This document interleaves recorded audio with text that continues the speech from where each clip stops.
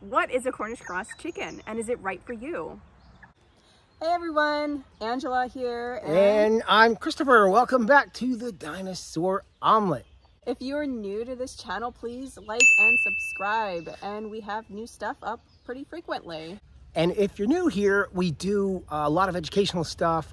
Usually we have a weekly live video, and it's usually topic specific. It's just not the same subject over and over again. We usually try to cover something specific, and check those out. It's in our live videos section. We got a bunch of good quality, long format educational stuff that you can stick in the background and listen to while you're doing your house chores or whatever.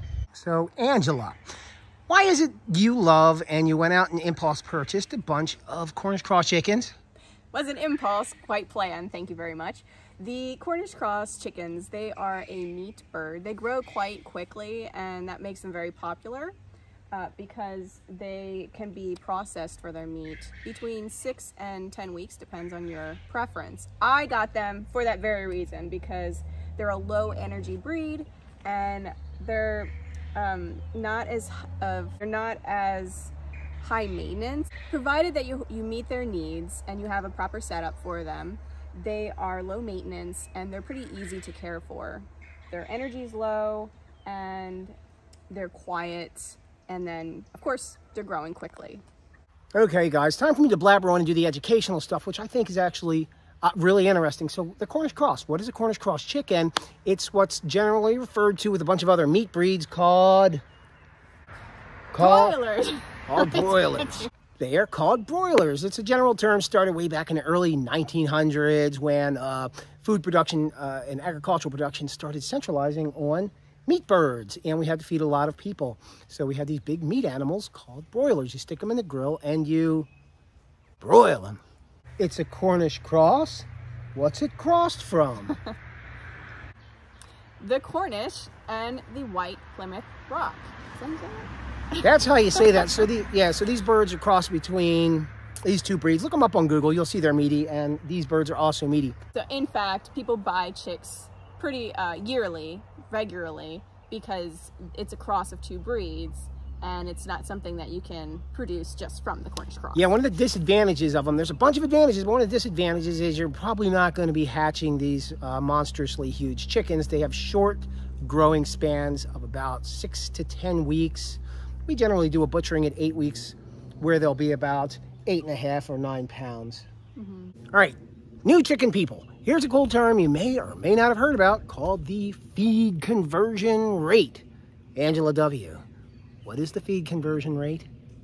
Oh, it's the amount of feed it takes to produce 1 pound of chicken meat. So the Cornish Cross chicken is exceptionally popular because of its extremely high feed conversion rate. It takes about 1.5 to 1.8 pounds of feed to translate into 1 pound of living chicken. Whereas the heritage breeds, it's significantly higher. The non-broilers FCR, or feed conversion rate, would be about 3 to 3.5 pounds of feed to produce 1 pound of meat. But those chickens, you know, give them some slack. They're not super quick growers. They're growing slowly over time to mature, and you're keeping them more for their dual purpose. They're egg laying, right, where a lot of their energy is going. The Cornish Cross are not laying eggs. They're just turning into meat. So to grow a Cornish Cross up to their mature butcher weight of about 8 pounds will be about 12 to 14 pounds of feed. Yeah, so that's an important term to keep in mind, feed conversion rate. The other thing, you can talk to your feed mill. They'll tell you what you need. Yeah, feed mills are very familiar with how much a certain amount of broiler chickens are going to eat, because people are regularly buying broilers. So they want to know exactly how much food am I going to have to buy in total to feed for the duration of the life. Yeah, right. So if you're planning, oh, I want 10 or 20 of these broiler chickens, how much feed? Like, you want to plan properly. We always talk about planning and objectives. Yeah. So you want to plan properly and know what kind of investment you're putting in feed-wise. Punch in the numbers, talk to your feed mill, find out a local feed mill, right? And get that information, because they're going to know the feed conversion rate for the birds that you're raising, whatever kind of bird it is, but particularly for the broilers, because they're very common, especially this time of year.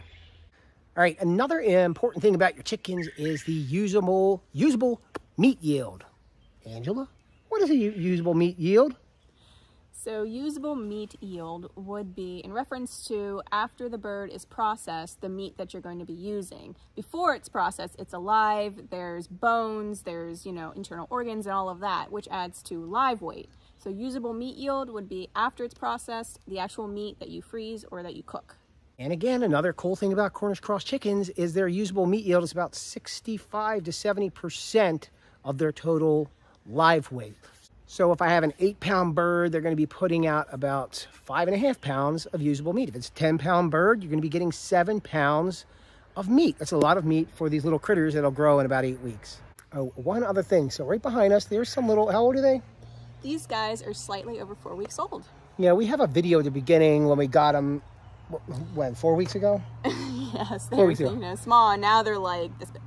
Oh, the reason I'm doing this little snippet here, ladies and gentlemen, Angela calls these beautiful animals the monsters. Why do you call them the monsters? I affectionately call them monsters because they change so rapidly in their appearance and size, and then their legs get really big. It's just very different than like a standard layer breed or any other chicken breed, really. So really it's that growth in size makes me think of a monster. They're beautiful babies. They're not monsters. I do call them babies. All right, cool. I mean, this was a quick video. I hope that information was useful. I would 100% recommend the Cornish Cross as a meat bird for your little house, homestead, or farmette. There are several different types of meat birds available on the market, but these guys are great because they're low maintenance, they're quiet. As long as you have the proper setup for them, you prepared for their growth rate, then they're great to raise. We recommend them. Yeah, they're quiet. They're not growing up to their adulthood where they're going to be they're going to be making all the noise. They're not going to have hen songs, so they're quiet, unfortunately, because they have short lives. But that's good for old Mr. Freezer. Thank you guys so much for watching. Yeah, if you guys have any questions or comments, stick them down the bottom. We love hearing from you. We're a tiny channel, so we like to get good feedback and any questions you have. And again, if you're new, hit the like and subscribe button so you can hear us prattle on about all this fun homestead stuff. All right, guys? See you next time. Thanks.